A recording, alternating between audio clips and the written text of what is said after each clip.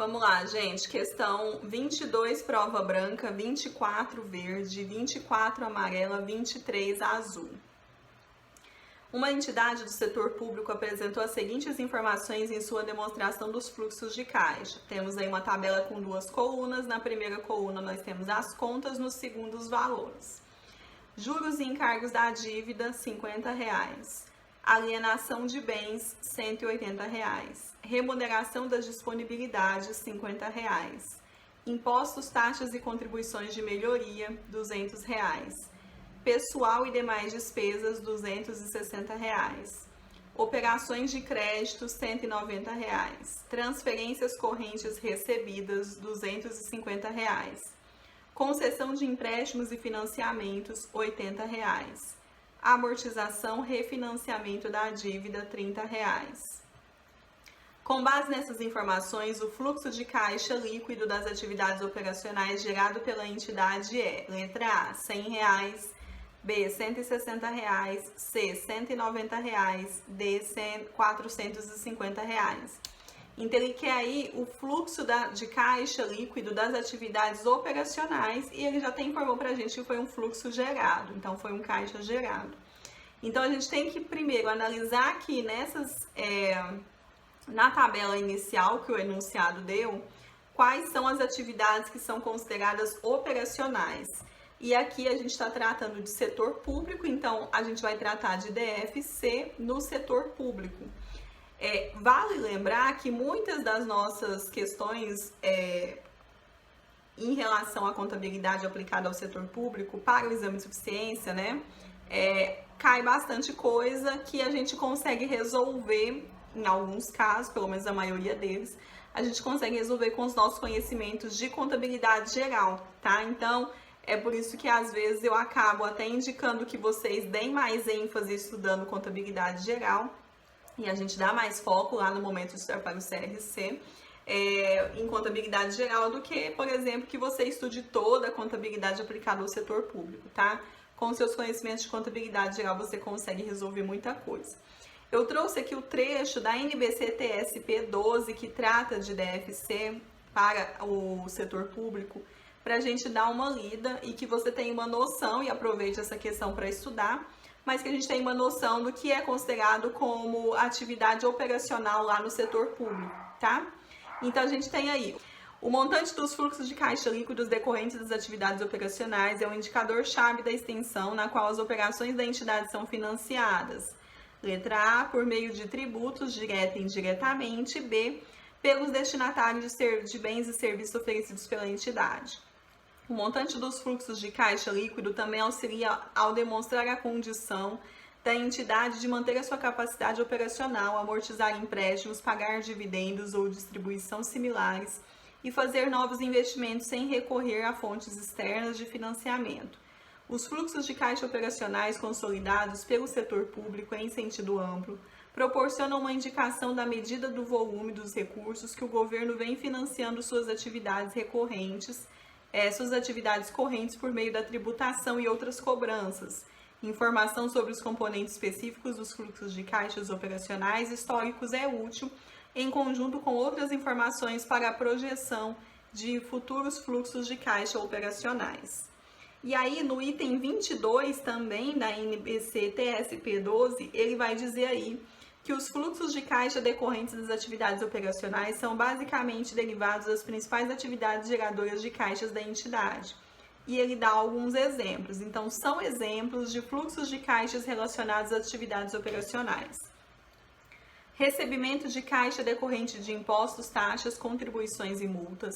Recebimento de caixa pela venda de mercadorias e pelas prestações de serviços. Recebimento de caixa de concessão ou transferência e outras dotações ou autorizações orçamentárias realizadas pelo governo central e subnacionais ou outras entidades do setor público. Recebimento de caixas decorrentes de royalties, honorários, comissões e outras receitas.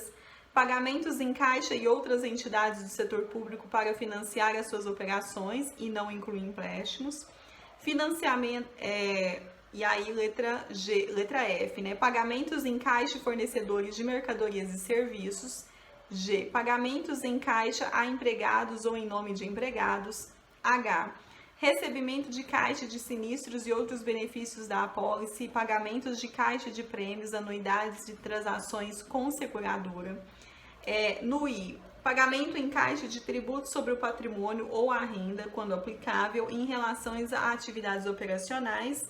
E ele continua. J, recebimento e pagamento em caixa de contratos mantidos para negociação imediata ou disponível para venda, recebimento ou pagamento em caixas decorrentes de operações descontinuadas e recebimento ou pagamento em caixas decorrentes de solução de litígios.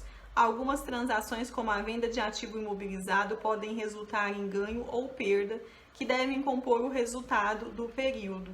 Os fluxos de caixa relativos a tais transações são provenientes de atividades de investimento.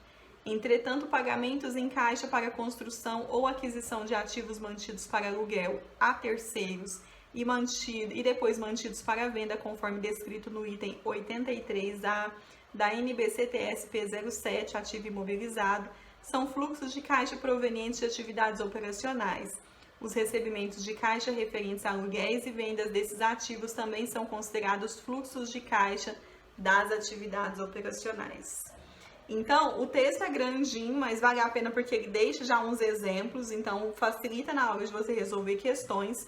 E a gente vai fazer agora aqui identificar quais são os itens das atividades operacionais. Então, deixa eu pegar minha caneta aqui. E aí a gente tem, então, juros e encargos da dívida é uma atividade operacional. Vou colocar só o A, O, tá? A e o O. A remuneração das atividades operacionais, impostos, taxas e contribuições de melhoria, pessoal e demais despesas, não é despesas, né? Pessoal e demais despesas. E a gente tem transferências correntes recebidas, são atividades operacionais. Então, para poder fazer então as atividades operacionais, tá aqui elas, né? Eu deixei na mesma ordem que foi apresentado no enunciado. Porque eu acho que não precisa colocar numa ordem só para você saber o saldo, né? Algumas vão diminuir o saldo, vão consumir o caixa, outras vão gerar caixa. O que vai consumir a gente vai colocar como negativo, o que vai gerar a gente vai colocar como positivo. Então, não tem porquê a gente não tem uma ordem.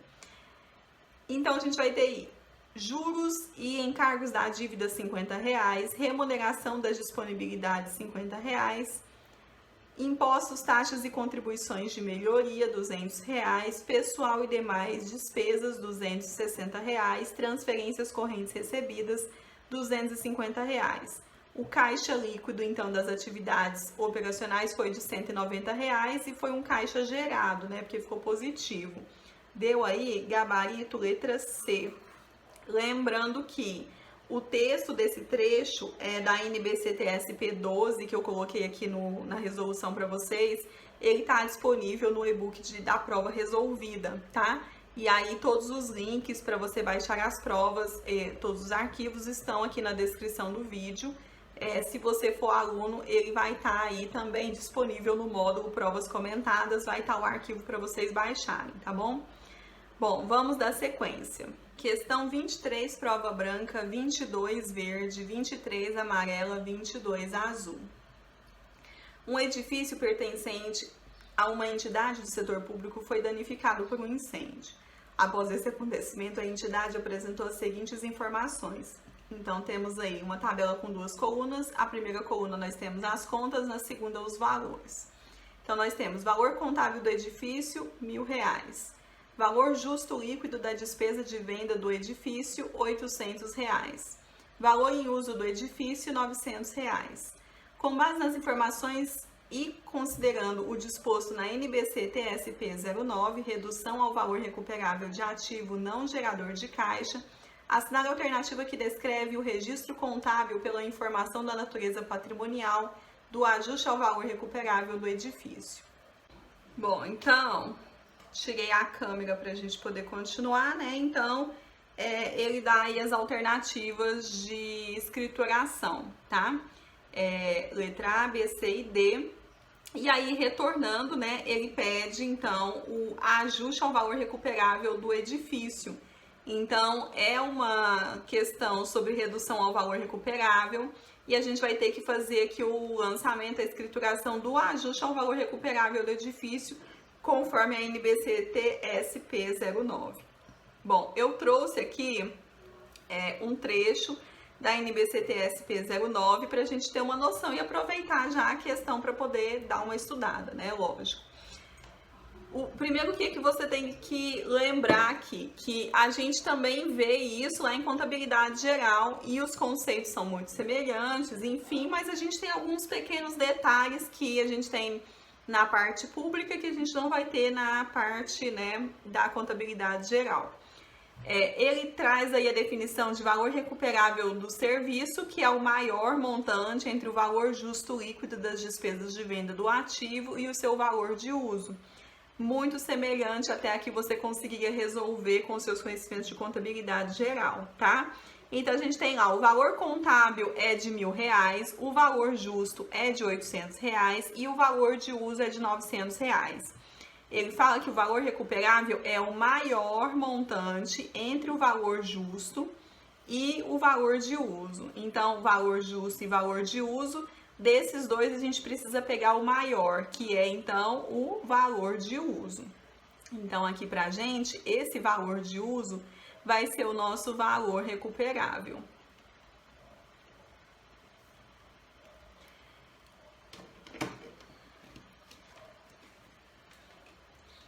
Desse valor recuperável, então agora a gente vai comparar ele com o nosso valor contábil.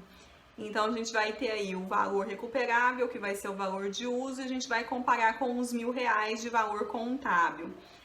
Então, a gente vê aí que a gente tem o valor contábil que está R$100 maior, né, do que o nosso valor recuperável.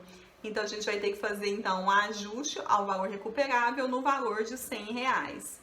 E aí, eu até coloquei aqui a continha, né, a fórmula, né, mas basicamente o valor contábil menos o valor de uso vai dar os R$100. E aí, a NBC-TSP, ele fala lá, né, a redução ao valor recuperável de ativo não gerador de caixa, no seu item 52, ele vai dizer pra gente que se e somente se o valor recuperável do serviço do ativo for menor do que o seu valor contábil, o valor contábil do ativo deve ser reduzido ao valor recuperável do serviço e essa redução é uma perda por redução ao valor recuperável. Então, a gente vai fazer essa contabilização de uma perda. Vai ser, então, o nosso lançamento: débito em variação patrimonial diminutiva, com redução ao valor recuperável no valor de R$100, crédito de redução ao valor recuperável do ativo mobilizado também no valor de R$100, gabarito letra C. Questão 24, prova branca, 23 verde, 22 amarela, 24 azul. O governo de determinado município detectou que, devido ao erro, houve a indevida cobrança de determinado tributo, sendo, portanto, necessária a restituição aos contribuintes. Nesse sentido, o contador do município realizou os cálculos para verificar o valor da provisão a ser contabilizada devido a esse evento. Com isso, o contador constatou que se todo o valor cobrado fosse restituído, o desembolso seria de R$10.000. Mas, se o erro resultou apenas numa cobrança maior do tributo, o desembolso esperado seria de R$5.000. E realizou também a estimativa dos contribuintes que foram afetados por essa cobrança indevida. 20% dos contribuintes foram indevidamente tributados, 40% foram tributados a maior e 40% não foram afetados. Com base nessas informações, e na NBC TSP 03, provisões, passivos contingentes e ativos contingentes, assinale a alternativa que descreve o valor esperado para a provisão com as restituições. Letra A, R$1.000, B, R$2.000, C, R$3.000, D, R$4.000. Então, a gente precisa aí calcular o que seria de fato o valor da provisão que nós vamos fazer. Isso baseado na NBC TSP 03, então uma questão de contabilidade aplicada ao setor público, mas muito semelhante ao que a gente já vem estudando aí em contabilidade geral, tá? eu trouxe o item aí que ele trata das provisões. Então, o item 22 da NBCTSP 03, ele vai dizer que a provisão deve ser reconhecida quando a entidade tem obrigação presente, formalizada ou não, decorrente de evento passado, ou se for provável que seja necessária a saída de recursos que incorporam benefícios econômicos ou potencial de serviços para que a obrigação seja liquidada, ou uma estimativa confiável que possa ser realizado acerca do valor da obrigação. Se essas condições não forem atendidas, nenhuma provisão deve ser reconhecida. Então, a gente tem esse trecho e agora a gente vai, então, fazer o cálculo aqui. Então, ele diz que 20%, deixa eu voltar no enunciado. Ele falou lá, com isso o contador constatou que se todo o valor cobrado fosse restituído, o desembolso seria de R$10.000. Mas se o erro resultou apenas numa cobrança maior do tributo, o desembolso esperado seria de R$5.000. Realizou também a estimativa dos contribuintes que foram afetados por essa cobrança indevida. 20% dos contribuintes foram indevidamente tributados. Então, 20% dos 10.000. E 40% foram tributados a maior, 40% de 5.000. E 20% dos contribuintes e 40% não foram afetados. Então, 40% de zero, né? Nem precisaria colocar isso daqui, porque se não foi tributado, tudo bem. Então, 20% de R$10.000 vai dar R$2.000, 40% de R$2.000 vai dar R$2.000. O total de provisões aí vai dar um total de R$4.000. Gabarito definitivo foi a letra D, tá? Primeiro, no gabarito preliminar, eles colocaram a letra C, depois o pessoal entrou com recurso e eles trocaram o gabarito e no definitivo ficou a letra D de dado, R$4.000. Bom, pessoal, essa foi a nossa questão de hoje. Se você tiver qualquer dúvida, é só deixar nos comentários. Não se esqueça de curtir, se inscrever no canal e compartilhar esse vídeo com seus amigos. A gente se vê na nossa próxima questão. Até mais!